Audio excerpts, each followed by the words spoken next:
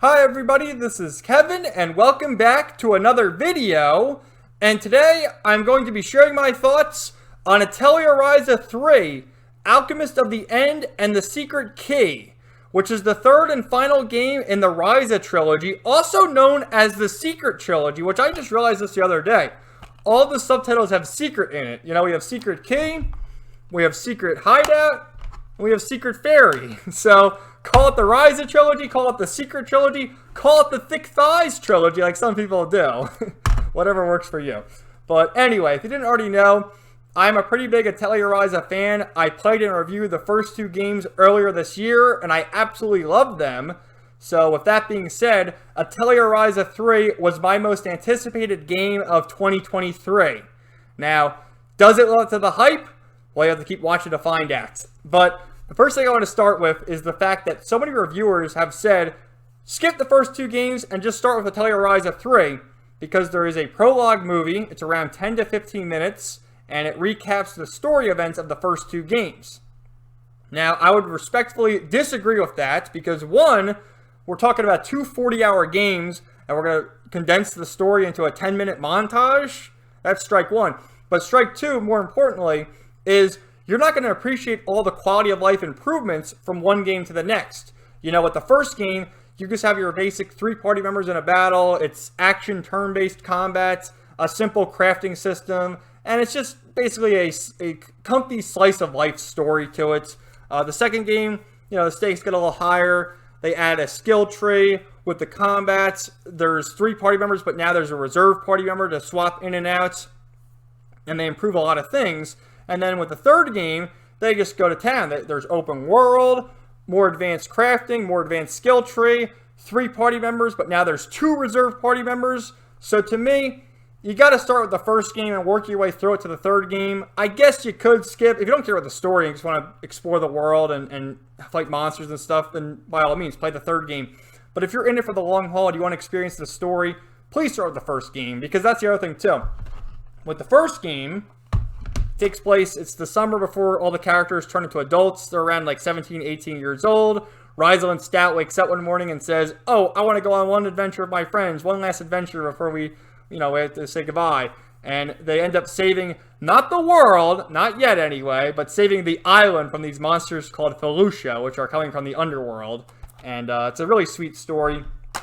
Then we fast forward 3 years to the second game, where Miss Stout is now a school teacher. She gets a letter from her friend Tao saying to come to the royal capital and investigate these ruins.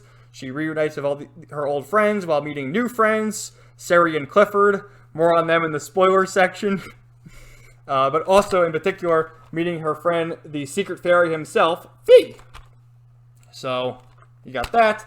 And then we skip ahead another year to Ryza 3, where it starts right away with Ryza, Bose, and Tao defending the island from monsters. And what I really liked about this one is they're level 20 at the start of the game.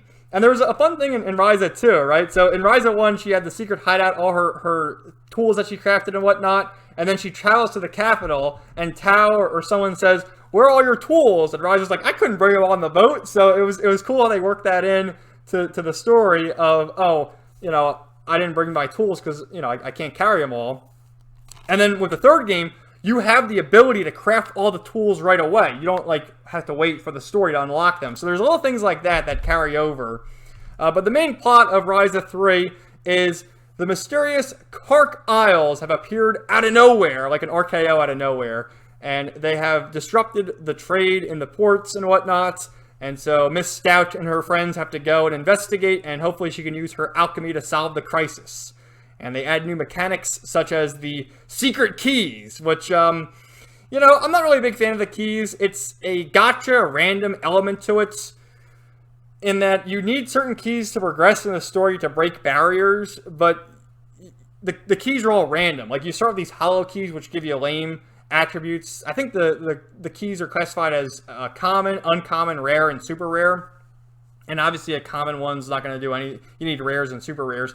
So later on in the game, I was resetting it with my save to get good key, which I thought was kind of lame, because in the original game and in the other two, and even with crafting, you can get whatever item you set your heart to. Whereas with this, we really have to deal with random key crafting. That was kind of lame, but, you know, they wanted to add something new, I guess. So, anyway, Ryza meets her friends all over again. They go on an adventure, investigate the Kark Islands. Then they go to this place called Sardonica, meet a new character named Federica. They travel to the land of Nemid, meet the wild people, and recruit Dion, who reminded me a lot of Gao from Final Fantasy VI. He was definitely my favorite of the new characters. He was great, man. I loved him. Then we go back to the underworld and meet Kala, who is like this lolly character. And in comparison with her to Leela, you know, you just look at Leela, look at Kala. Kala is hundreds of years older than Leela, and there's all these funny quotes like, "Oh, you young ones, you gotta settle down." Meanwhile, she's the lolly character, but anyway, that's beside the point. So, I like the new cast of characters. I will say, they kind of spoiled this stuff when they were promoting the game with the trailers. They're like, "Oh, meet all your old friends, all the new party members." Bose joins the party, which Bose is a side character. He's been a side character the first 2 games, definitely important to the story. But now he finally joins the party, and they're spoiling all this in the trailers before the game. Like, I get that's their marketing. All the characters from the previous games join, minus Clifford and Seri. I don't know. It would have been a nice surprise. So, yeah, you know, I enjoyed the game. I am not a big fan of open world games, and I had a tough time. Like, my first 10 hours in this game, I was so overwhelmed. I was not having a good time. But as I continued to play, I got more accustomed to it and learned what to do. It's just very overwhelming for me. So I will say that as a disclaimer, if you're not into open world games, maybe look somewhere else. And that's why, even looking at it now, I would prefer Ryza 2 out of all the games, just because of, you know, how sweet the story was, especially the ending, you know, the dungeons, the skill tree, all the whole 9 yards. The third game was just very overwhelming. It was great to see everyone again and get conclusions to all the characters' arcs. So I'm going to cut away now to some gameplay and all that stuff, and I'll be back later. Okay, let's boot the game up. I'm going to show you some of the gameplay, and then afterward I'll show you the trophies, some screenshots, and we'll get into more spoiler discussion. But yeah, overall, I mean, I had a lot of fun with the game. My main criticism just being the open world, and that's just a nitpick from my perspective, because I don't like open world games. But I was able to go through it, and I did have a good time with it, so I'll show you. It's just overwhelming, and, you know, leave a comment down below what your opinion is of open world games. I prefer the hallways and being on rails and, you know, playing through it that way, but hey, to each his own, right? So, if it will load, we got the keyholes. It's got me thinking of Kingdom Hearts! Koei Tecmo. Now, I gotta fast forward because there is a opening song that plays, so yeah, I'll skip that. And I'm debating what I should load. I think I'll load the save file before the final boss. And yeah, you can watch the Prologue Movie.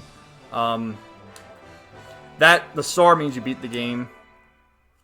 So I'll just load this one and I'll show you some of the stuff in the Atelier. The cool thing about this too is the 4 areas you can explore. You can build a new Atelier, and there's 3 different classes. You have the one that shows treasure chests on the map.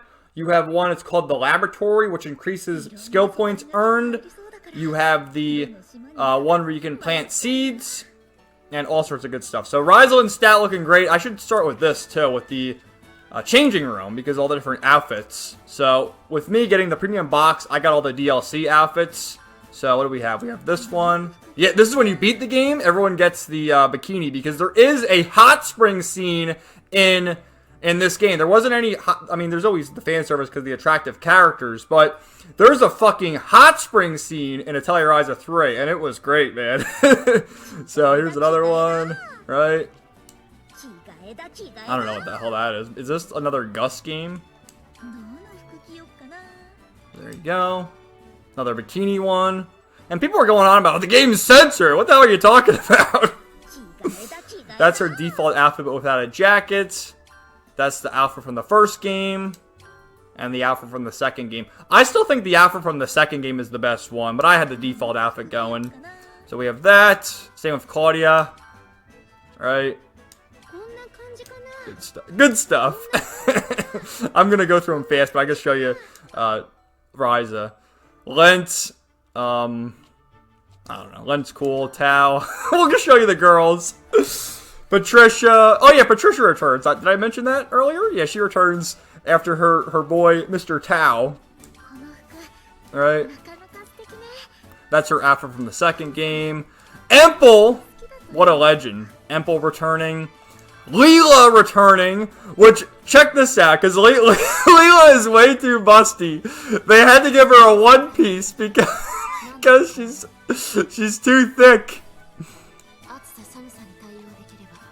So, Leela looking fine. Bose finally joined the party. And of all the characters to use in combat, he's probably the best. He dual wields swords, and he's good, man. He's awesome. Frederica, she's a new character who we meet here in Sardonica. Dion, of the new characters, Dion was the best. He's fucking awesome, man. He's like Gao from Final Fantasy VI. And then Kala. Which Kala, she is like the elder of the underworld village. And you think she's a lolly character, but no, she's hundreds of years old, of course. And because she talks to Leela, and you know, this chick, oh, you young one, you know, she's older than Leela. But anyway, so if we can get out of this loading screen, my goodness. What's some other stuff? So in here, I'll just show you. This is the skill tree. Like, I maxed it out, but you start in the middle, and you can go in any direction. Like this will get you to make more items. If you go down, that's weapons. Here's your gathering rates, and then here's even more stuff. Item modification and that whole thing. So it's fun to play around the skill tree. The party. Right? I got everyone to level 99. The secret keys. So these are the gacha things. You literally have to get the ones you want, you have to save scum the game, which is a bit of a pain in the ass. But, you know, I did it. I got the ones that are worthwhile. They're all mostly rares and super rares. Guide. I didn't get all the items, but I got close. So, 97% of items. And then monsters even less, only 83%, because there are rare monsters that I don't know how to get them to spawn, so, you know, I did what I could. Memoirs, I got all these, too. You find these just randomly either in chests, talking to NPCs, doing quests, whatever, so, for all you collectors out there. So, you can see, here's the map. This is all an open world. This is just, I unlocked all the fast travel. So I guess we'll start with Kark Islands, and oh, that's the final area of the game. I guess the final landmark. We'll teleport here, and you can just see, I mean, the game looks great. You can gather shit, and oh, what am I doing that for? I'm trying to run. Fuck, I forget the controls. Don't you hate that when you like play a game and then you forget the controls or whatever? But yeah, you know, you run around. We can fight some enemies if I can find them. You can unlock these points throughout the game, where you can see these pop up all the time. Random quests triggered; they just pop up out of nowhere. You can unlock these things to fast travel more, and it's just a huge world, day and night. I think rare monsters spawn at nighttime. So. Here, we'll just fight one of these slimes. And you can, you know, switch. We'll switch to Bose. And your regular attack, like it's turn-based. You sort of see how it's playing out. It's turn-based, but then you can do combos with your AP getting charged up. And that whole thing. I'll try to do a Fatal Drive if I can. We'll swap out to Ryza. And get some attacks. And you can see the tactics level keeps going up. Once it gets to 5, you can do a Fatal Drive. I want to try and do it on Bose, because Bose he's got the coolest one in my opinion. But basically you just spam circle until you get enough attacks. That's all I do. Spam circle, and then R1, and then you see the buttons on the side. Triangle, circle, X, square. You can map out your attacks. and that whole thing. Ah, fuck, I couldn't even do a fatal drive. Oh well. So, yeah, that's this area. We can explore the Claria region to Sardonica. And throughout the game, you just find new areas to explore. And it's a beautiful thing. So I can show you the different aesthetics of the different areas. But of course it's nighttime. And here, like, you find these areas for the landmarks, and you can get your keys. See, this one I got is rarity up 2, pretty high quality, so I'll just do that. And you see, I had to do save scumming to just get rare keys, because of how random it is. And you can see this one, it's pretty good. You got all that stuff, symbol of absorption, so you basically can absorb enemy damage and replenish your HP. Gathering quality up L, so, you know, you do that whole thing. Let's see. We have the Nemid region, which is where Dion's from. We can explore the village area.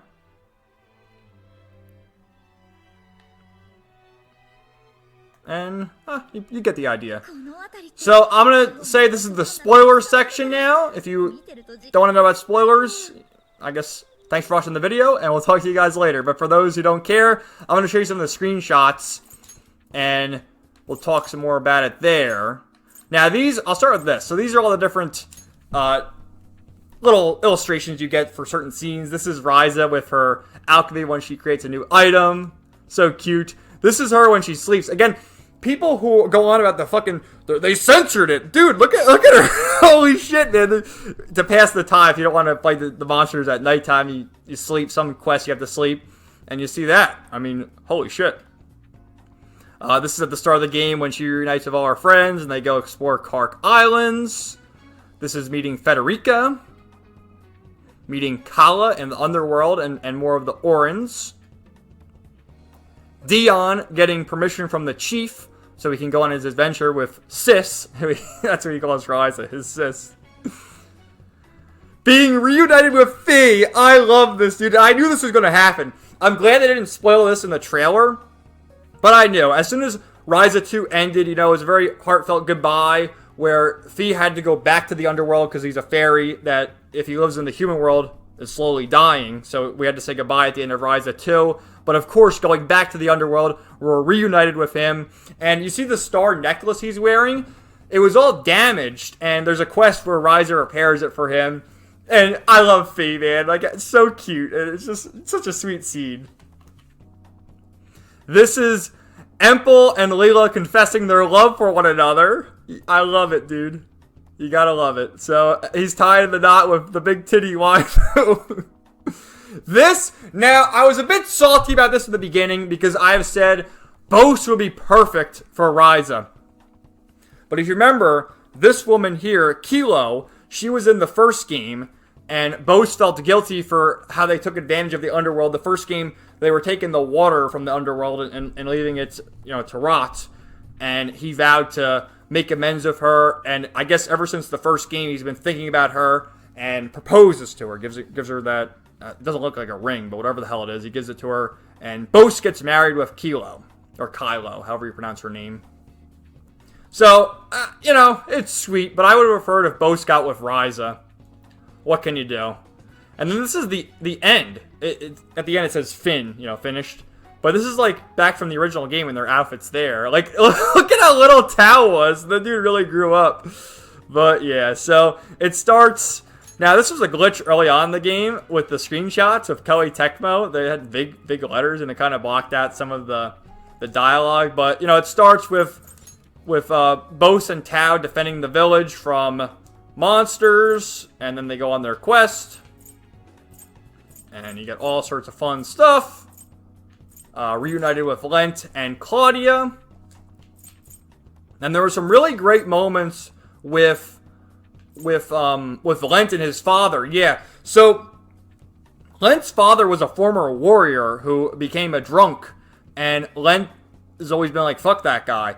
But here they sort of make amends in the end, and there's all these different cutscenes and moments between them where Lent's like, oh, I have this letter from Mom, from your wife, you know, and he writes a letter, and then his father, Samuel, agrees to quit drinking and to look for his wife now and go on his own journey. So they made amends. I thought that was a great side story for everyone's character.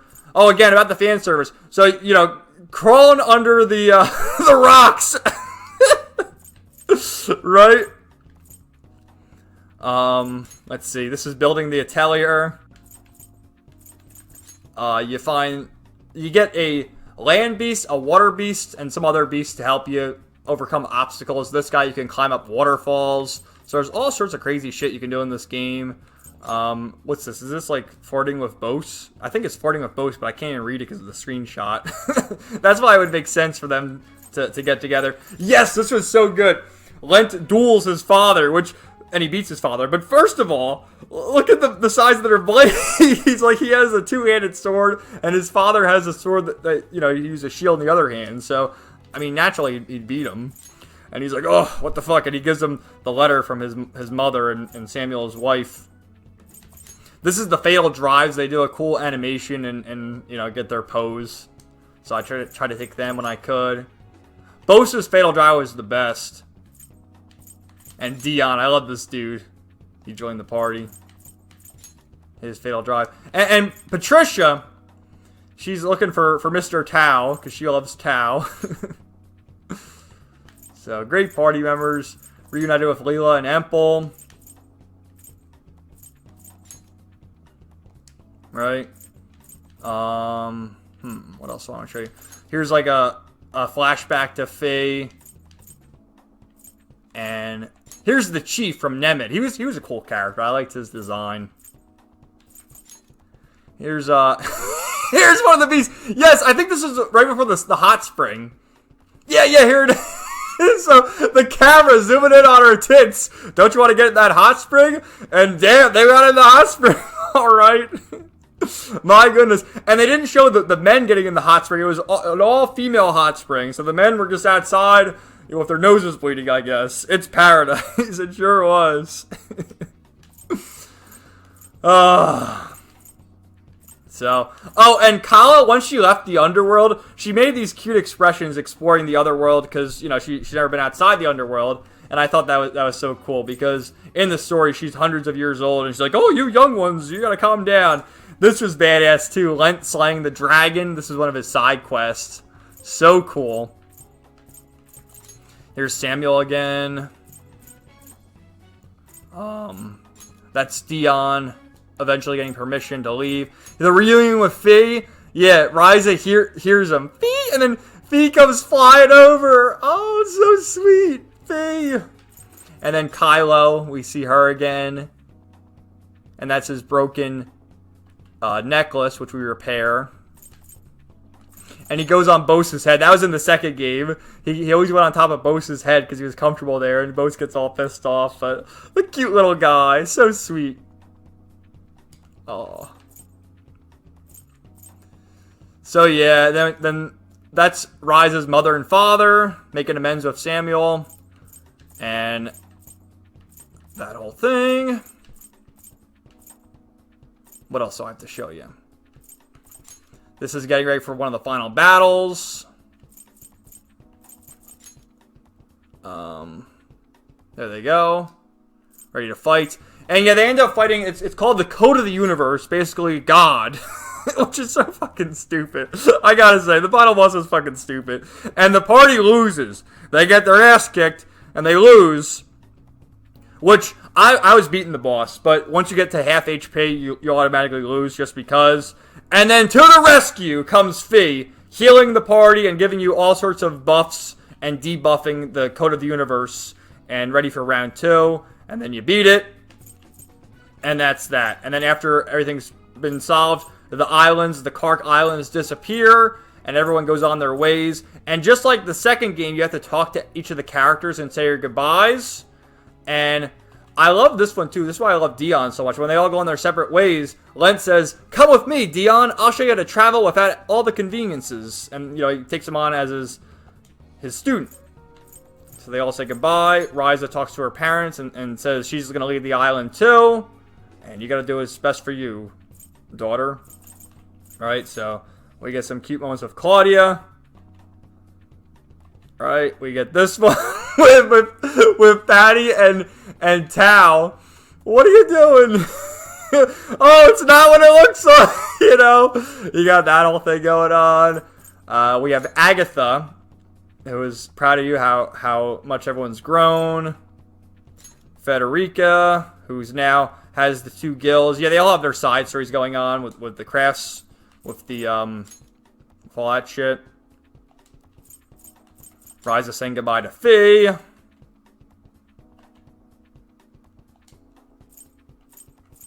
Dion getting permission again from the chief to travel with Lent.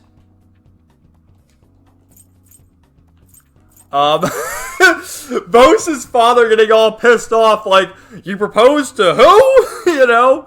And he thinks that it's Ryza at first, but then it's like, no, I got nothing to do with it. And that's the end there, so. Yeah, and I'll show you some of the trophies, too. I got the Platinum Trophy. The trophies are pretty easy to get. This one, all the way to that, are story-based. These are just if you see everyone's side story through to the end. As you play the game, you'll see they're like pink markers on the mini-map, and if you interact with them, that advances the side stories. And they just range from either crafting items to fighting whatever monster, or whatever. So if you do all the side quests, you'll unlock everyone's side stories. Build an atelier. Maximize it. Get the skill tree. Like, if you play the game enough and do all the... I didn't do any grinding, really. I was just doing side quests, and naturally, I did all these things. Discover a landmark. Discover all the landmarks. Those are just your fast travel locations. The water and land beasts, I think you need them to progress in the story, so you'll get them naturally. Create a key. That'll happen naturally in the story. Rare key. I guess you can miss this if you don't use the mechanic. But you'll get a rare key just by default if you use it on a boss. But you can craft the pristine keys to have a higher effect. 6 stage using Link Morph. That's, you know, powerful items. Level 3 recipes. This is just powerful items. Super traits. Get all the cooking recipes. This is kind of random. You just got to talk to every NPC. And you'll get it. Because they give you recipes. So, just talk to all the NPCs. Get a rare item from the rare supply points. Again, you'll see these points throughout the game. Use your key, and you'll get it. Acquire skills, you'll get it. Get all the tools. Yep. Level 50 Puni. Yeah, at some point in the game, you'll get the Puni or the slime, whatever you call them. And you can send him out to get rare items, and he'll go up in level. Discover a memoir. That'll happen naturally. And then get them all. You got to do all the side quests and kind of inspect everything. What was the last one I was missing? Yeah, I think it was in like a barrel or something. Just break items, break barrels, talk to NPCs. All the world quests in one region. At least one world quest from every region. A random quest. This one, I don't know how you get this, but it just sort of happened randomly as I was, what was this, catching bugs? Yeah. It says, what does it say? Caught an insect of a specific size and caught a marine creature of a specific size. I don't know. I don't know what the requirement is. I guess if you fish, maybe it's the third one. You gotta max out your items, maybe. This one, I had to look up a guide to figure this shit out. But it says, complete request of the 3 Swordmaster brothers. How the fuck am I supposed to know? Apparently there's 3 dudes throughout the game, and they want a specific item. If you craft it and give it to them, you'll get this trophy. So that was the obscure one. This will happen naturally. That'll happen naturally. You know, use the key. Use all the fatal drives. Manifest all rolls. This is the gotcha element. Do you see where it says symbol effect, mark of the brave? There are, I want to say, 15 different ones. And you have to keep crafting keys, or as what I did, I made all the pristine keys and then made a save, and then just kept reloading my save until I got all the different effects. That's what it is. It's the gotcha key creation. There's no way you can make it any way you want, because all the effects are random. So that's kind of annoying. And then Code of the Universe, that's the final boss. So I will cut back to myself and give some final thoughts on the game. Okay guys, I am back. And I have a few more thoughts on Atelier Ryza 3, in particular with the spoilers, and how I mentioned earlier about Clifford and Seri, who were my two favorite characters of the second game. And, you know, with the trailers early on, oh, all the characters returning, join the party, they name drop Clifford and Seri throughout, and they never join the party. And in fact, we never even see Clifford. At least with Seri at the end of the game during the credits, we finally do see her. But with Clifford, nothing. They just mention him in passing, and it's like, dude, in the second game, when Ryza gets off the boat to go to the capital, Clifford's like, oh, what's a little lady like you doing by herself? I'll help you, and that's your tutorial battle. And he doesn't even show up? Like, what the hell, man? That really pissed me off. And then with Seri, like, her arc in the second game was so sweet. She was my favorite character in the second game. How she came from the underworld looking for these seeds, for these plants, to bring back to the underworld to make it flourish again. Such a sweet story. And Kala sort of hints at her. And at the very, very end, we see Seri approach Kala during the credits. And it's like, fuck, how come Seri couldn't join the party? So if you don't know, I'll show you like screenshots of them. And it's like, Clifford's such a badass dude. He doesn't join the party? What the hell, man? The treasure hunter, he's like Locke from Final Fantasy VI. And then Seri. I mean, everyone likes Leela, because I mean, Leela's got the badonkadonks. But I thought Seri was great. She's cute. She had a great story arc. And then at the very, very end of the game, during the credits, we have Kala playing with Fee. And then look. We see Seri at the very end. Like, where was she, man? And, I mean, come on. If I like going crazy here, this is Seri. Got the headband, the dress. Like, it's Seri. I mean, what the hell, man? So, I don't know. I'm just salty about that. Overall, I did enjoy Atelier Ryza 3. Maybe I overhyped myself for it because I love the first two games so much, and it is a good game. But I have a few strikes against it just because I don't like open world games. It grew on me with this, but I don't like open world games, so I prefer the second game. I like the characters more in the second game. Like with the third game, Dion's great, Kala's great, Federica, and it's cool to get closure on all the other characters. It's great that Bose joins the party. I love the Lent story of his father. That was great. And then also another problem with the third game was the key creation and how it's gotcha. And trying to get that trophy with the, you know, all the different abilities, that was annoying with resetting my save over and over again. But, yeah, I still recommend the trilogy. Definitely play them. And if you like open world games, you'll love this. I just don't like open world games. So, I never really rate games. I usually just say I like it, I don't like it. But I'll do my ratings now. So, Atelier Ryza 1, we're going to give a, we'll give a 6 out of 10. A 6 or 7 out of 10. We'll say in that range. 6 or 7 out of 10. Atelier Ryza 2, we'll say this is a 8 or 9 out of 10. And then Atelier Ryza 3, we'll say 7 or 8 out of 10. So I'll revise it again. I'll say Ryza 1 is a 7, 2 is a 9, and 3 is an 8. That's my official ranking of the games. Let me know your thoughts in the comments down below. And stay tuned for more videos coming soon. Everybody, have a great day. Peace out.